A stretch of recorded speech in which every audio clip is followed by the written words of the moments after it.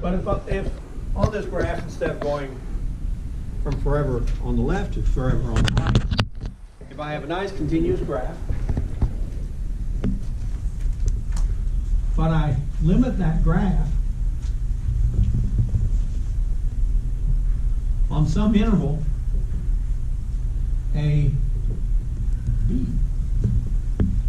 I have y equals f of x on the interval x element of A, B, or A is less than or equal to x, it's less than or equal to B, if you prefer that notation. But the requirement is that f of x is continuous.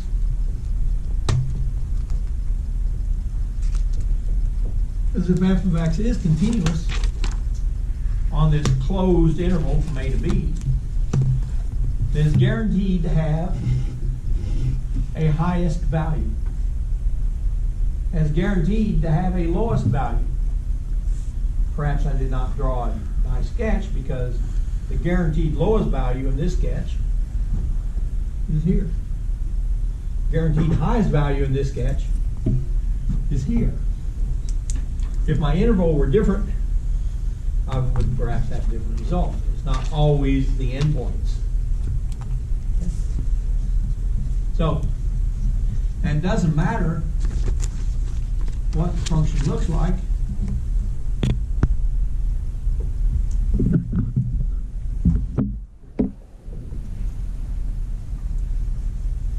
I have a horizontal line from A to B.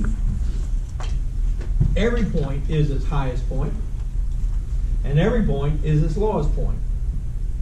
It still satisfies the concept that every continuous function on a closed interval will have the highest of the high and the lowest of the low. Let's draw another.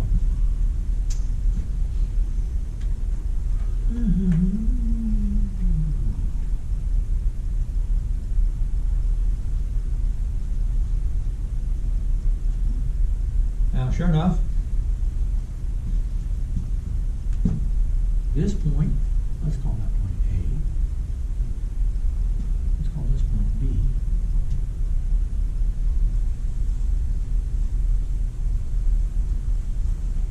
What is the only way you can go from point A?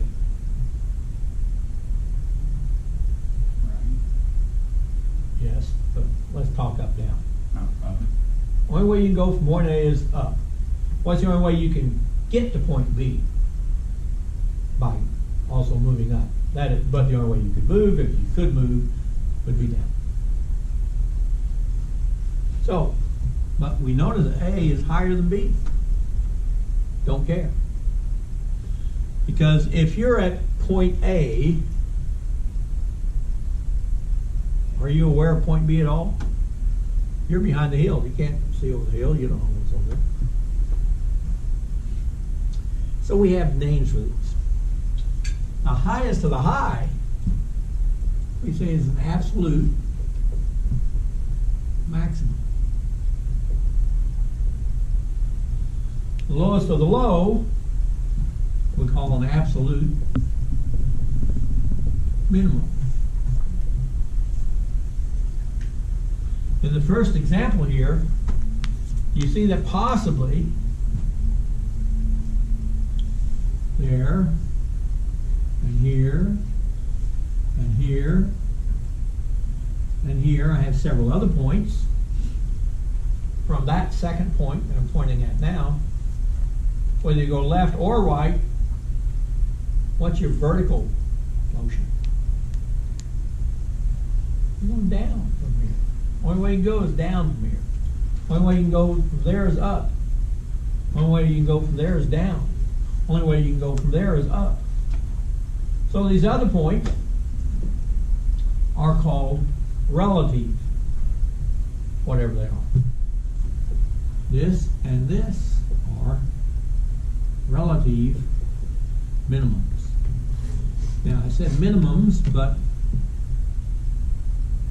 the Latin plural of minima, the Latin plural of minimum is minima.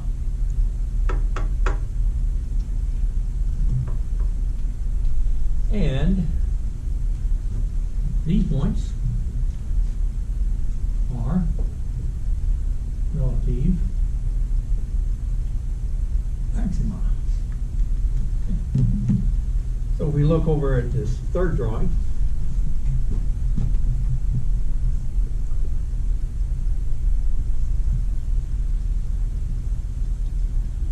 point C is a maximum, because the only way you can go is down. But it's the highest of the maxima. So C is a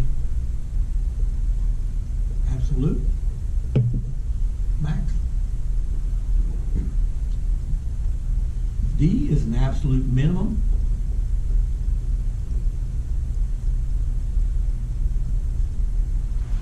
A is a relative minimum. B is a relative maximum.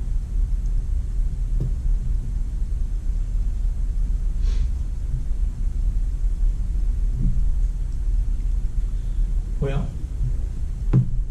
this curve looks continuous and smooth.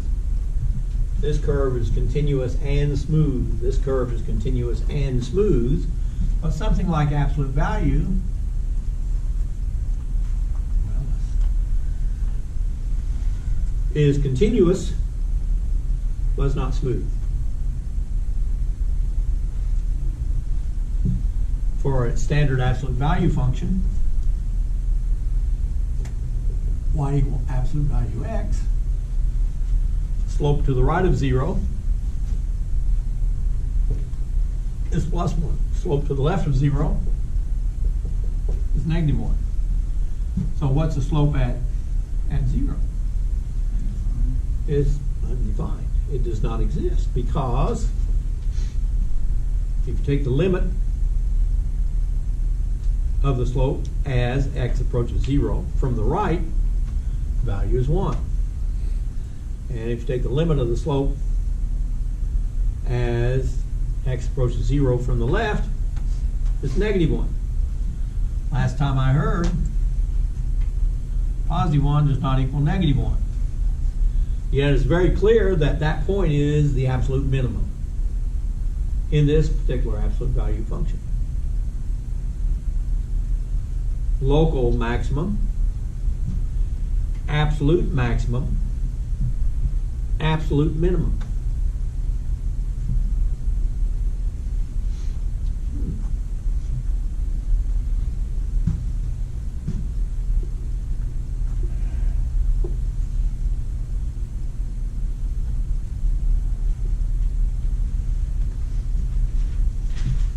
Now,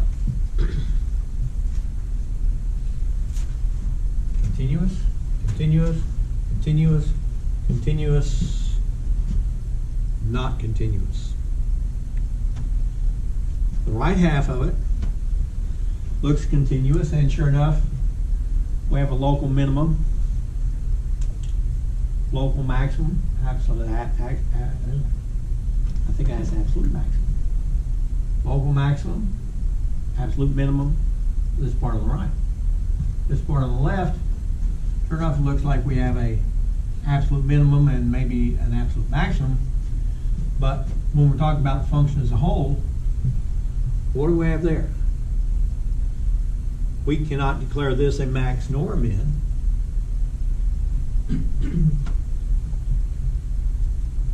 Now if I change it a little bit,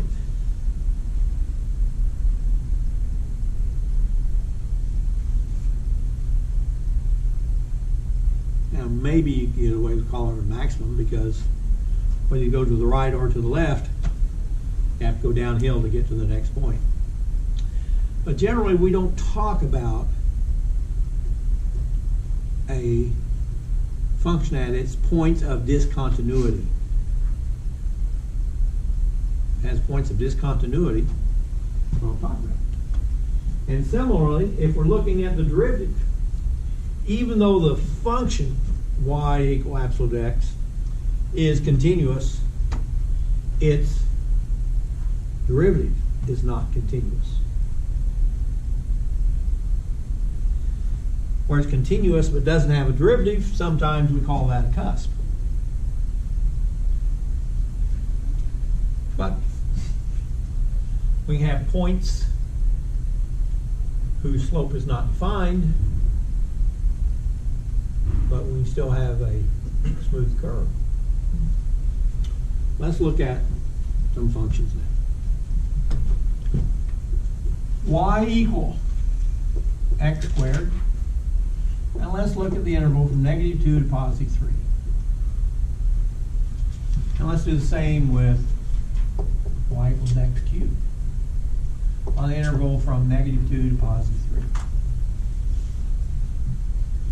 And if I graph this thing, this first one goes through 0, 0, 1, 1, -1, 1, -2, 4, +2, 4, +3, 9. So it looks something like this. Okay. And no graph is complete without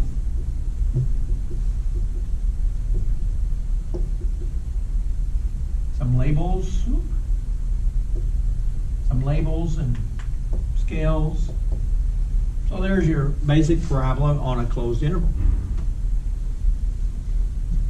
And it's clear that this point is high compared to its neighbors, but it's not the highest of the high. Local maximum. This point is the highest of the high, absolute maximum. This point is the lowest of the low, absolute minimum. Well, if we graph this one,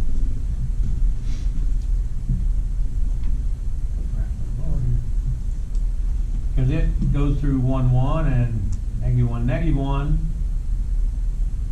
and -2, -8, +2, +8, +3, 27.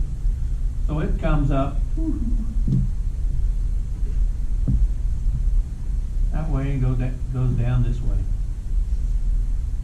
-8, +27, y, x, 3, -2. Okay. Well, let's go back to this first couple of pictures. Not counting the endpoints, what do you notice about the slope here, and the slope here, and the slope here, and the slope here, and the slope at C, and the slope at D? What's those slope values? 0. So if we have a slope of 0 on a continuous function, then that point may be a maximum or a minimum. And if we look at our parabola, sure enough, where the slope is 0, we have a minimum. But if we come over to this cubic, the slope here is also 0. But it is neither a maximum nor a minimum. Slope is 0, but neither max nor min. We'll have to do something about that later on. Unfortunately, not this section. Have to wait until next section. So you have to come back Wednesday. Okay. So we can look at the derivatives of these functions. Y prime equals 2x. If I set that derivative equal to 0, that tells me x is 0, and when x is 0, the point is 0, 0, and we see this is an absolute min. Over here, if we take the derivative, y prime equals 3x squared, again, set this equal to 0, and this says x equals 0, and the corresponding point here is also 0, 0.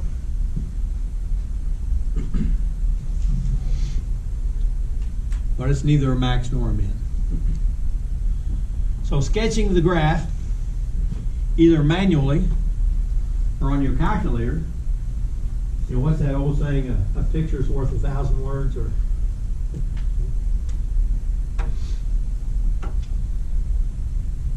I had a cup. The picture on the cup was different adages. Champions are made, not born. Other interesting things. Okay. Well, let's look at another absolute value function.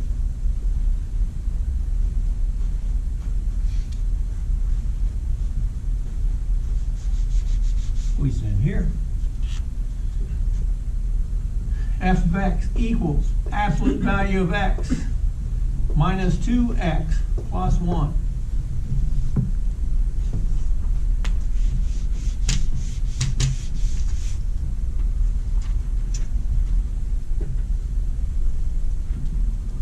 When x is 0, we have 1. When x is 1, we have 0. When x is negative 1, we have 4.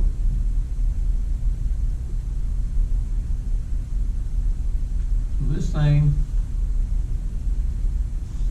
looks like that. Now over here, the cusp gave us a minimum. But on this one, the cusp doesn't give us anything. It is not a minimum, it is not a maximum. And we still have a letter V, although this is, one leg is falling way down. The other leg is straightened up a little. So we have to look for these things. Well, when we're looking to help make decisions about what are absolute maximums and local minimums, or use the word local instead of relative. If this were business calculus, instead of using the term relative and absolute, often they use the terms local and global, because they're all about marketing, and you have your local markets and your global markets. So local maximins, global maximins, they mean the same as relative and absolute. Okay. So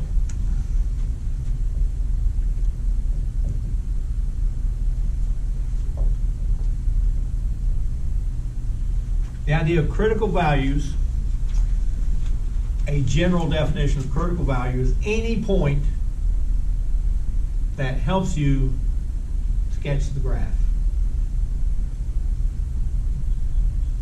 So the text suggests that these points are simply where first derivative is equal to 0.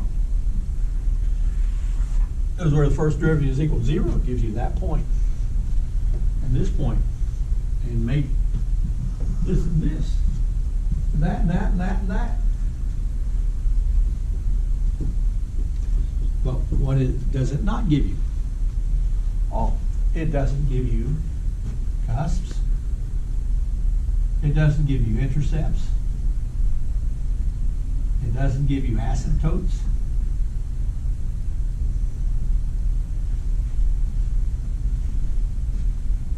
So, I'm talking about critical points. I like to include all those. Because the more information we have about a graph, the better able we are to sketch the graph.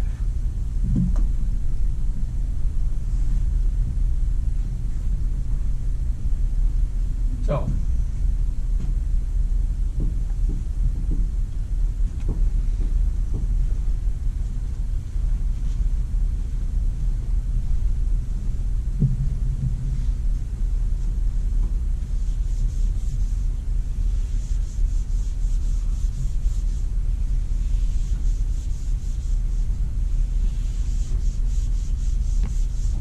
work a lot of problems. So I think I'm on page 227 in the text. And if that's not the page you want to be on, we'll find it.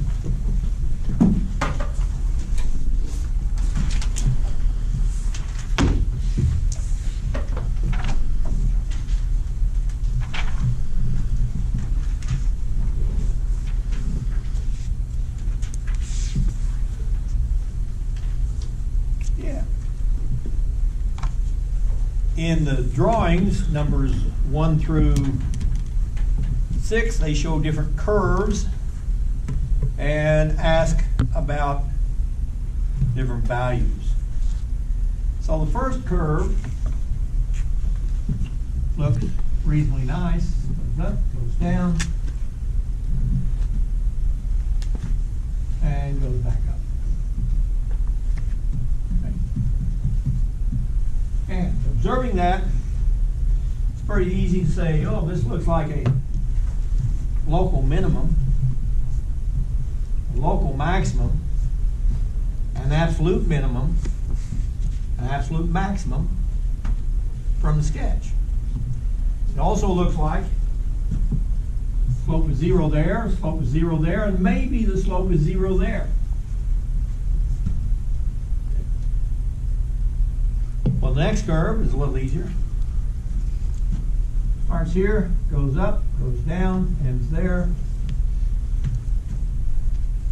Again, local minimum, absolute maximum, absolute minimum. Then they start getting a little iffy.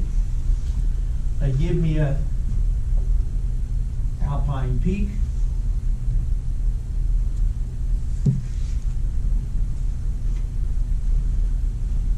And very easy to see what the maximum point is. Maximum point is this cusp. Absolute maximum is the cusp. But does it have a minimum value? No. It has what's called the greatest lower bound. In other words, there is a value.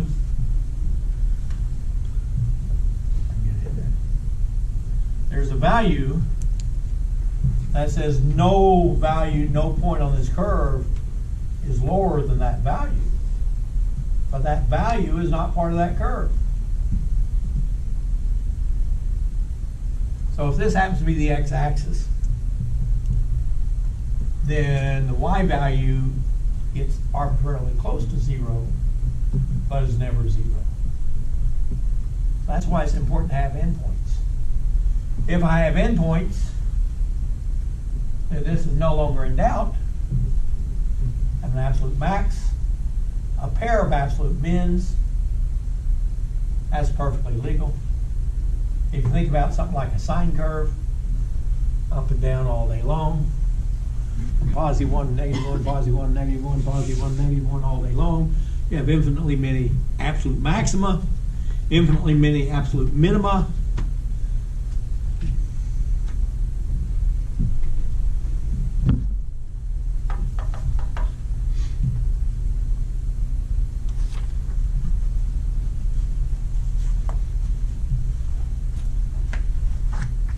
Number 4 is kind of interesting. And it looks kind of parabolic, but they kind of do this to it.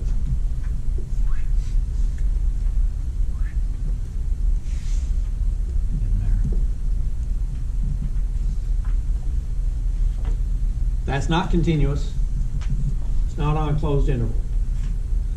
Since it's not continuous and not on a closed interval, we have no guarantee that there is a maximum point or a minimum point. Pretty clear this has an upper bound, but that upper bound is not included on the curve. This has a higher upper bound, the greatest least upper bound. That's an interesting term. The largest of the least upper bounds, but it has no maximum. Here, If that point were included, it would be minimum, but that point's not included, it's up here.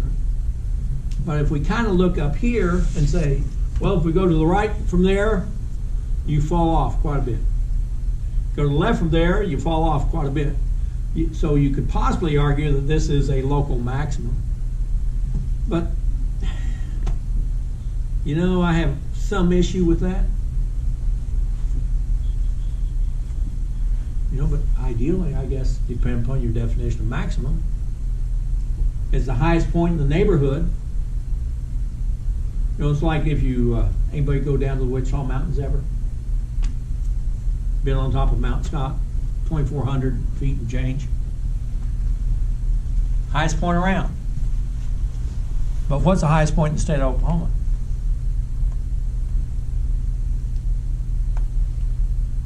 It's over 4,900 feet high. Black Mesa, Oklahoma. Just under 5,000 feet. It's a quarter mile from New Mexico and 6 miles from Colorado. And there's a whole lot of nothing out there. But if you're into topography, you ought to go out and visit the site. Because there's a obelisk, a granite obelisk on the high point of the state, put there by the Tulsa World, I don't know how many years ago. I think before I was born, maybe not. Haven't been there for a while to see what it says on it, which points out the highest point of the state.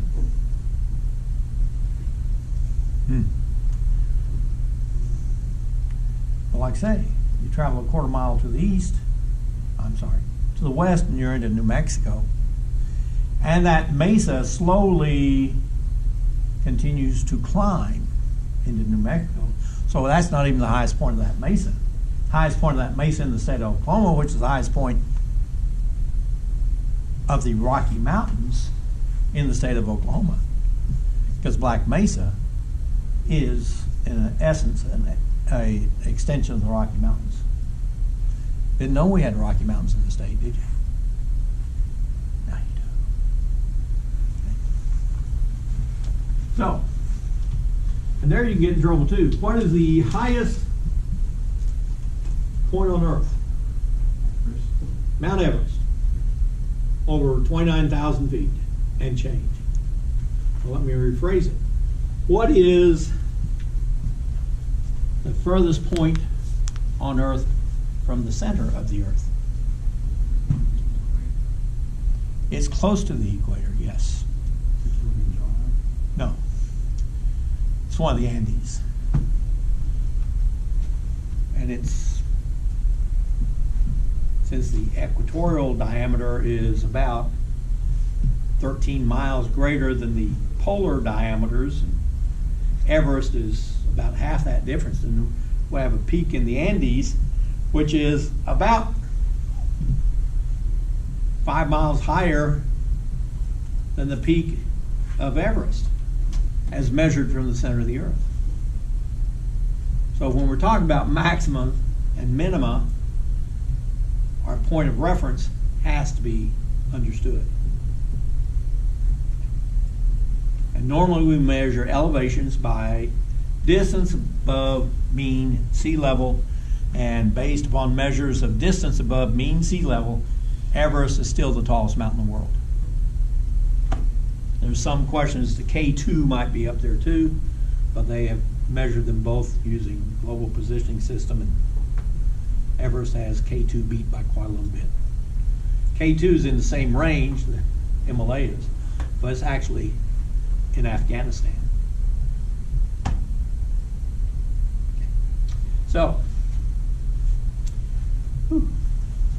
let's graph it. Something, find some max and min.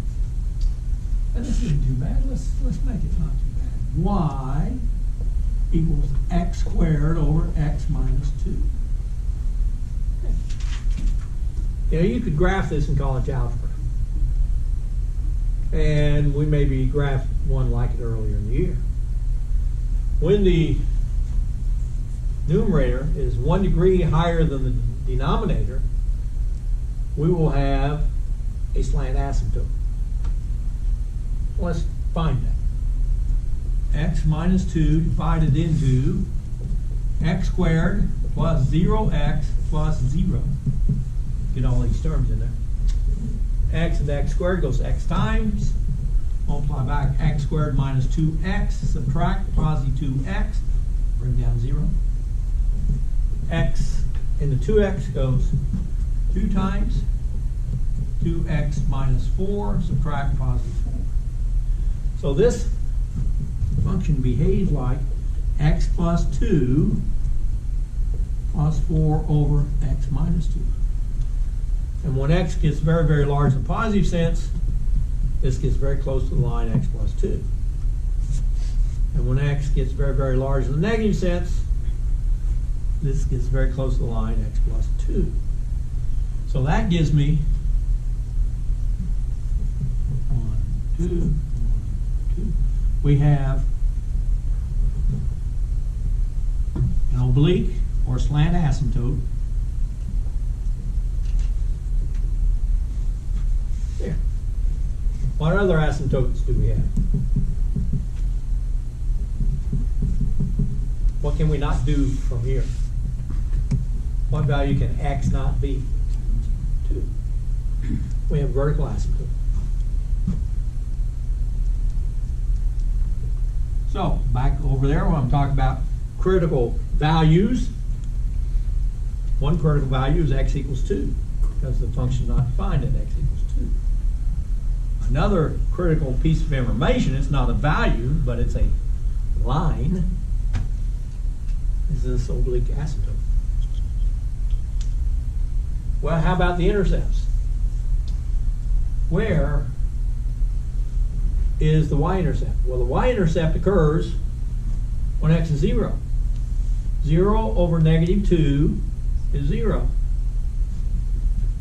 So that's the y-intercept. Also the x-intercept in this case. Does that give me enough to sketch? Well, let's go to step 2. dy dx. That is y prime. We have a quotient. Derivative of the numerator, 2x, times the denominator, x minus 2. Subtract. Numerator, x squared, times derivative of the denominator, 1, over the denominator squared. Simplifying, y prime is equal to 2x squared minus x squared is x squared minus 4x over x minus 2 squared. Well, I said one of the critical points is where f prime is equal to 0. If I said this equal to 0 is equal to x squared minus 4x, I can exclude the denominator at this point because the denominator is not what makes numbers equal to 0. The numerator is what makes numbers equal to 0. You can think of it as multiplying both sides by x minus 2 to the quantity squared. We've already noted the exclusion x cannot be 2. So we have this equation, which factors 0 is equal to x times x minus 4, which means either x equals 0, which gives the point 0, 0, or x equals 4, which gives the point 16 divided by 2, 8. 4, 8.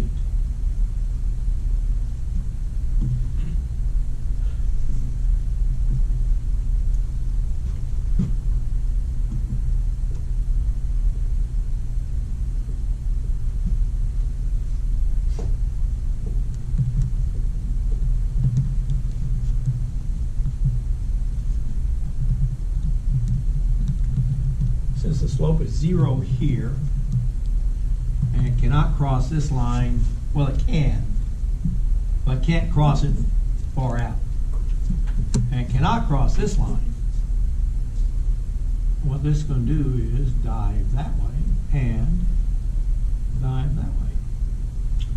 What this is going to do is the same thing up here. Climb that way and climb that way. So, knowing where the slope is 0,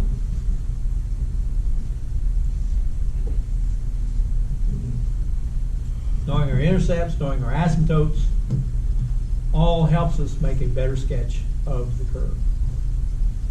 It also helps, if we have these concepts in mind, help us pick a suitable window if we're going to graph it on our calculator. Because if we make a poor choice of window, we may just have a little bit of it here, or none of it at all, depending on where our window is. So pick windows carefully. Okay, let's turn the page.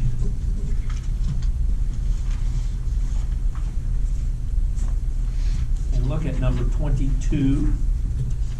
Give us a starting point. Absolute extrema. By the way, having said that, let's see. Minimum, that's a small mother. Maximum, that's a large mother. And these together are called extreme values.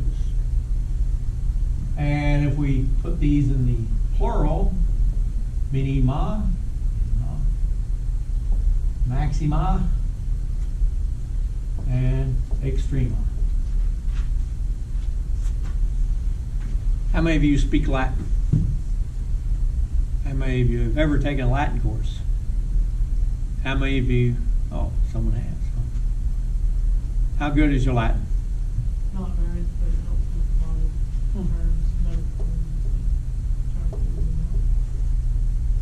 You familiar with this so far? No. Veni, vidi.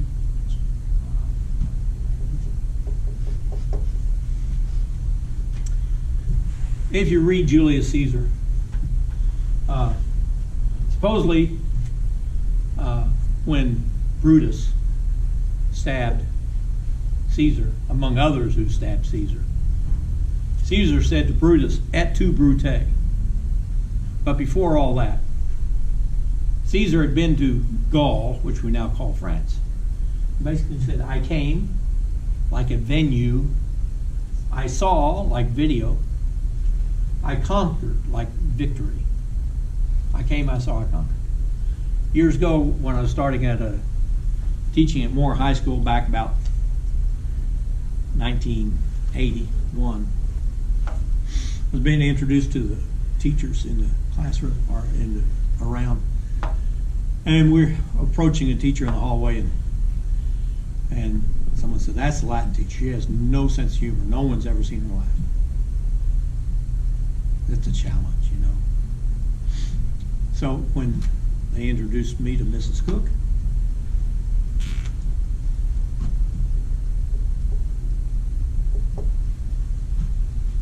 I said that to her, Veni, vidi, fugi. And she started laughing. And the other people sat around, what did you say to her? And I said, that's just between us. But it's, I came, I saw, I fled. And you can think of that either as my war experience or my Latin. Now, having said that, I did not run from Latin, nor did I run, well, there's one notable exception, in Southeast Asia.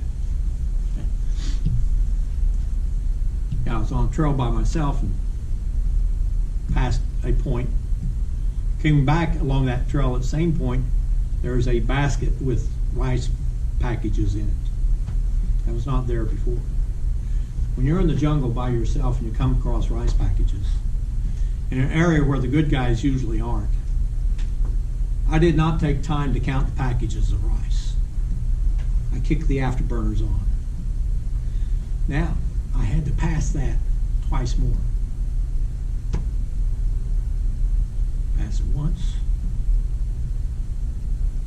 Yeah, twice more. Second time it was still there. The third time it was gone. Of course, between the second and third time, we detonated a 250-pound bomb, which kind of probably frightened the local people that had dropped the basket, and they decided it was time to depart. But that time, first time when I saw it, I probably set somewhere close to world class sprint speed. Second time since I knew it's there, I told, now I'm not on the trail alone, I have a captain with me. I say, when I say run, you start running. And he said, why? And I says, you'll see why. So we get to the corner that I know that's run. I say run, so I take off running, he takes off running. I know I'm faster than he is, but he's seeing the ice for the first time. He passed me. Amazing what little adrenaline does for you. So, veiny beady foogie. I came, I saw, I fled. Okay. So, we always want to look at these points. We want to solve these, make these graphs based upon the things they give us. So number 22 looks like a pretty simple one. It's minus x minus 4. F of x equals minus x minus 4. And it wants us to find all these critical points. It wants us to find, oh, and I forgot one here, if it's endpoints. So, for number 22, they say f of x is equal to minus x minus 4. And they say that's on the interval from what?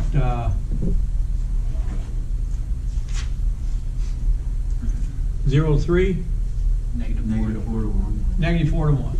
Okay. What do you know of this kind of curve? Y equals mx plus b. What kind of curve is this? It's a straight line with a slope of negative 1. So it goes like that forever. But it says, oh no, we're not going like that forever. We're going from there to there. So there's our sketch. No good yet. X, Y, 1, negative 4, 0, negative 4. This point is negative 5, 1. This point is negative 4, 0. So it's pretty easy to pick out the max and min. Absolute max, negative 4, 0. Absolute min, negative 5, 1. How did I write that? How about 1, negative 5? 1, negative 5. So we have absolute max, absolute min.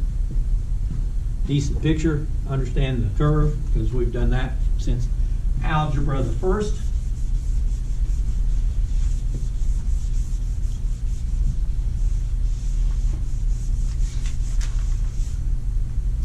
Number 26. Fx equals negative 1 over x. F of x equals negative 1 over x. Okay, looking at the list over there, what is one of my critical labels? Asymptote. Where does this have an asymptote?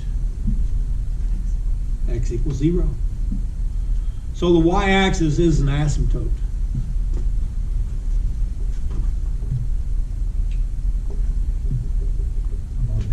Double dash in there. F prime of x is 1 over x squared. That's a nice continuous function, again, except at x equals 0.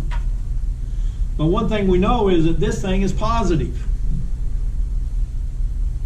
It's always positive. So this function is always going uphill where it's defined.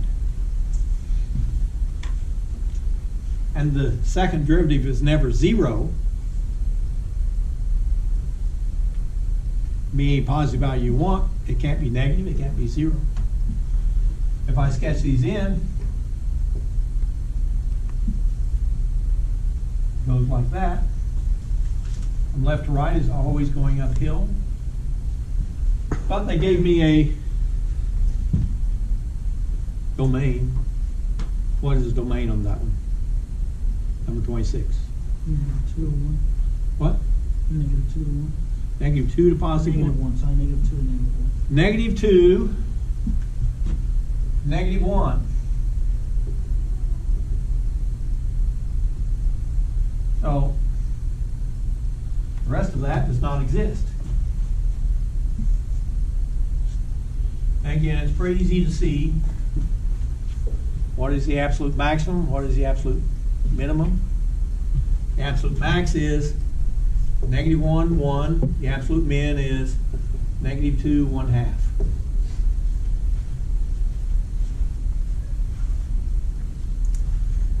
Number 30. G of x equals the negative square root of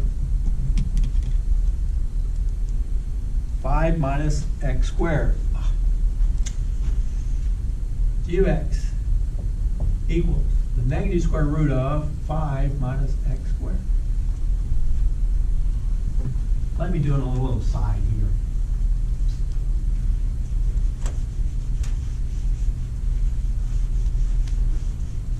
If I said y was equal minus the square root of 5 minus x squared, I squared both sides, and get y squared is equal to 5 minus x squared. Add x squared plus y squared equals 5. So what do we see? What is the equation over there on the right? X squared plus y squared equals 5. Circle. Center at the origin, radius, square root of 5. So, having made that observation, that's square root of 5. Square root of 5 minus square root of 5 minus square root of 5. What is my window of opportunity here on number 30? Square root of 5 to 0. And we have minus sign here, so we're only looking at this quarter.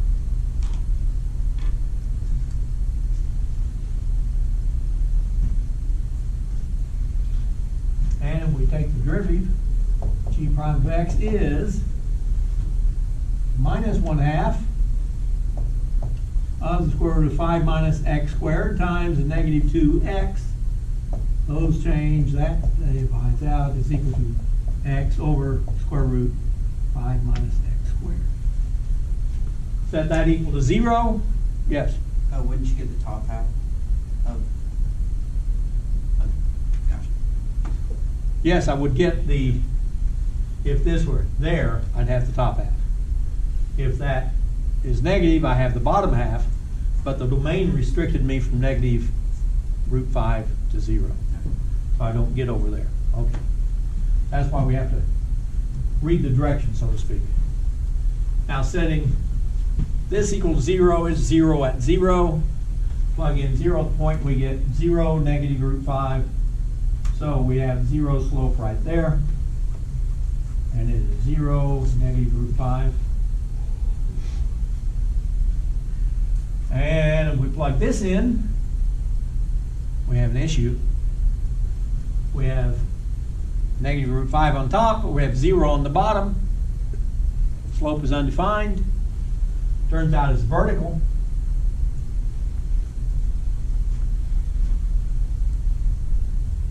But we can handle that.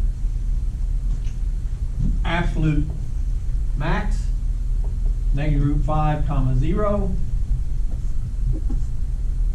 Absolute min, 0 comma negative root 5.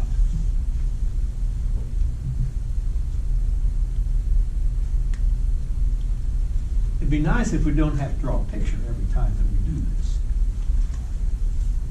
Okay, 34. G of x equals the secant of x.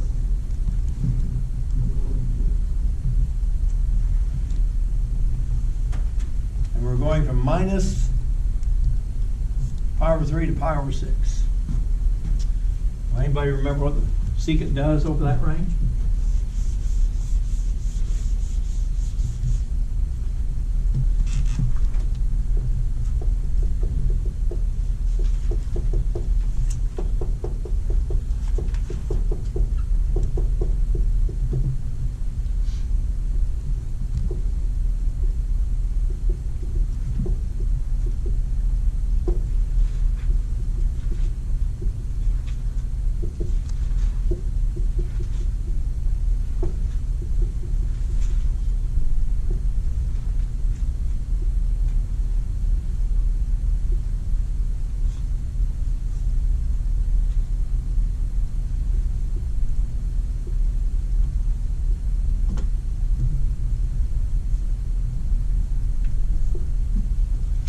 Okay. If we drew the whole secant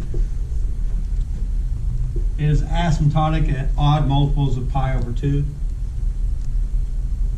Over here it's down and it's up and so on. But we're restricted to minus pi over 3 to pi over 6. Pi over 6 is a third of pi over 2.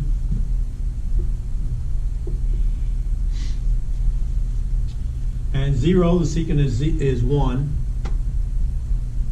At, what's the cosine? What is the cosine of 60 degrees?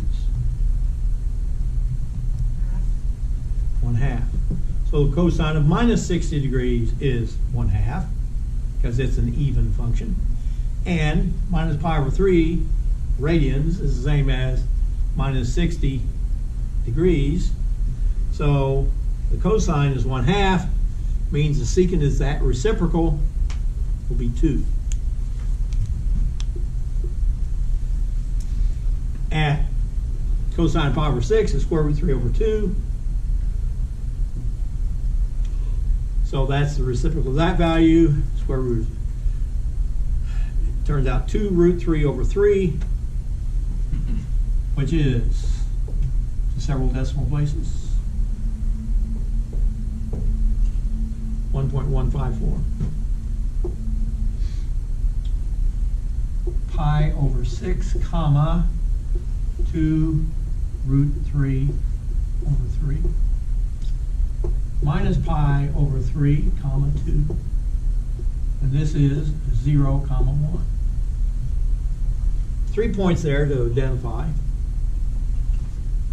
What is the absolute maximum?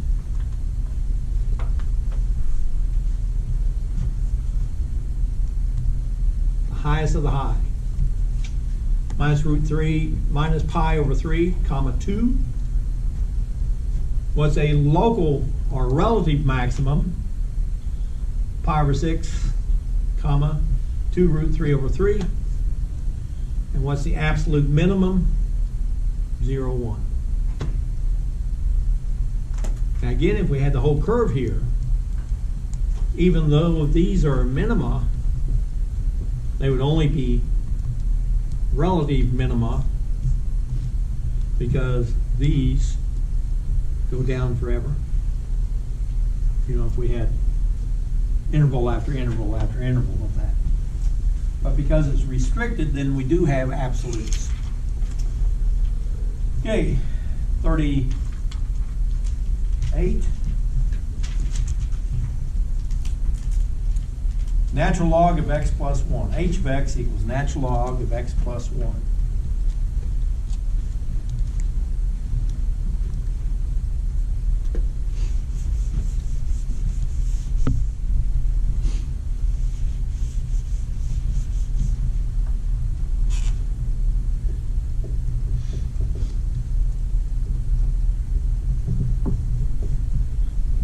And I think the window here was what? From 0 to how much?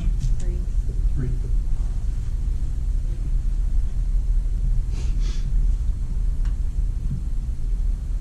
Let's look at h prime. 1 over what was the argument times the derivative of the argument. What is the derivative of x plus 1? Well, it's just 1. Okay, so there's my derivative. When is that derivative equal to 0? Answer once again, never. Because the numerator is always positive 1, the denominator can never be infinity. The only way you get 0 is at infinity. And besides that, the domain of the natural logarithm goes from, normally, greater than 0 to forever. If we tack 1 on, then it goes from -1 to forever.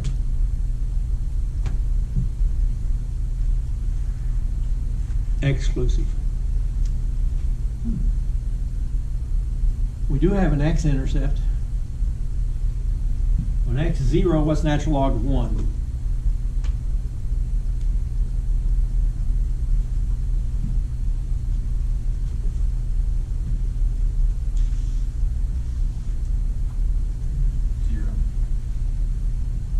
Zero. And when x is 3, then we have natural log of 4. And if you punch that in your calculator, it comes out a little more than 1. Oh, at 1, 2, 3, or a little bit above 1. The slope is always positive but decreasing.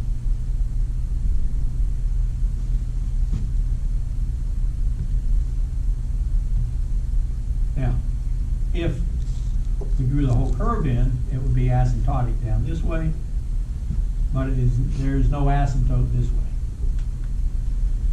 Whatever value of y you pick, there is an x value whose natural logarithm exceeds that y value. You may have to go out a long way to find it, but it's out there. So, we're going from here to here. Let's erase the rest of that. And this is 3 comma natural log 4. And this is 0 comma 0. And we don't care about those because they are not relevant to our drawing.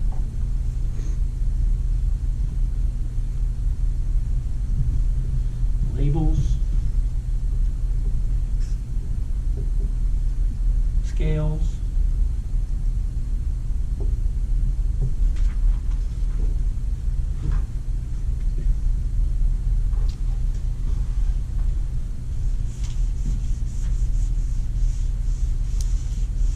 Well, what does it say up here in the 40s? In exercises 41 through 44, find the function's absolute max and min values and say where they occur. So 42 says fx equals x to the 5/3 from -1 to 8. F of x equals x to the 5/3. We're on the interval from -1 to 8. The derivative f prime of x is equal to 5/3 of x to the 2/3. So we set this equal to 0. That implies x equals 0 and gives me the point 0, 0.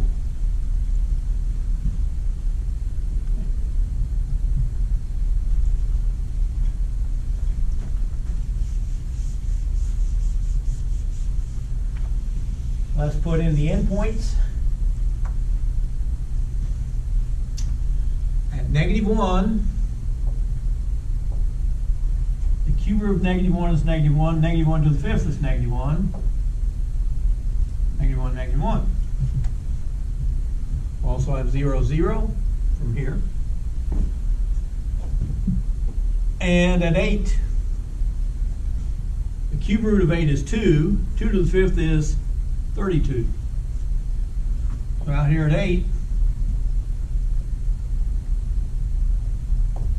we're up at 32. Slope is 0 coming through here.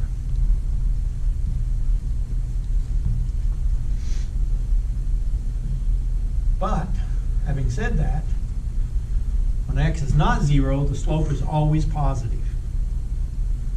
Because if x is negative, Its cube root is negative, and you square that, it becomes positive. So we have positive slope leading up to here, followed by positive slope. So we have the point 8, 32.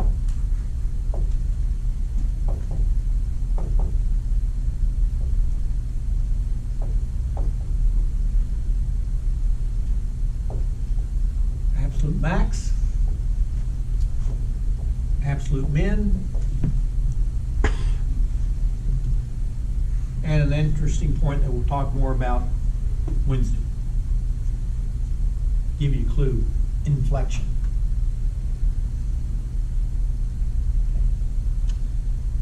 If you're driving down this highway, right turn, right turn, right turn, wheel straight, left turn, left turn, left turn. At those points on a curvy highway where your wheels are momentarily straight, called inflection point. Number 46. Oh, and we didn't have to draw that graph. It didn't tell us to draw the graph anymore. 46. Determine all critical points for each function. 46, f of x equals 6x squared minus x cubed. F of x, 6x squared minus x cubed. Well, there are no vertical asymptotes, so we don't have to worry about that. It did not give us a restriction on the domain, so this is defined for all real numbers, left and right. So I don't have any endpoints to worry about. About the only thing left on the list are intercepts and where the derivative is equal to 0. Well, let's find the intercepts first. We said f of x equals 0, factor. Whoops.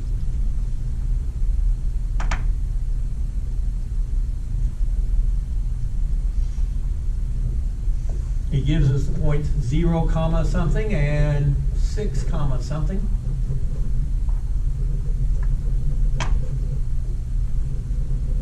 Plug in 0, we get 0, 0. That's a y-intercept. Another y-intercept. No, I'm sorry. That's an x-intercept when y is 0.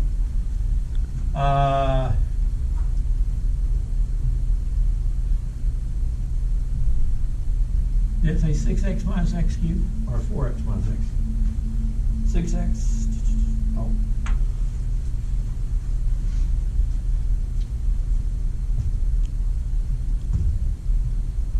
When x is 6, is 0. 0, 1, 2, 3, 4, 5, 6. We have a couple of intercepts.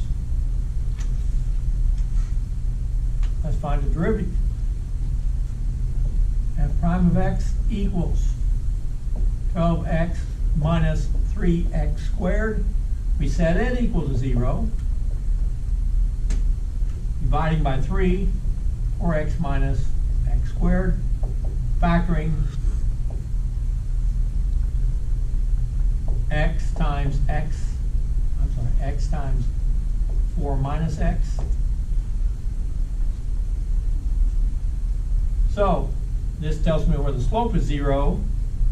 Slope is 0 at 0. And slope is 0 at 4. Or what?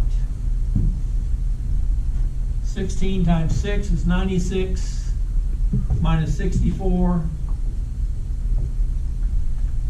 is 32. So the slope is 0 here, and at 4 up here at 32 is 0.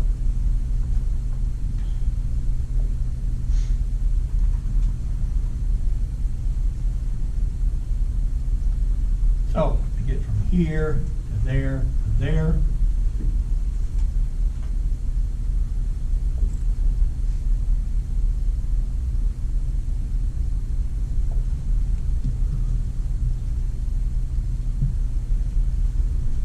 so we have a cubic function.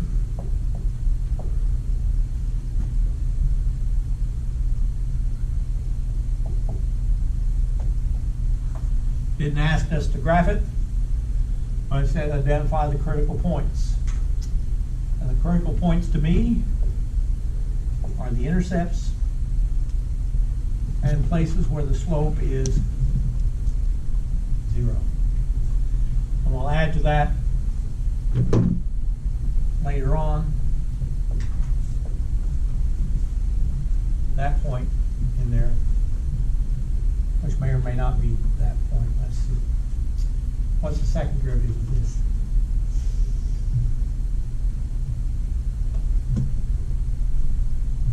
Oops.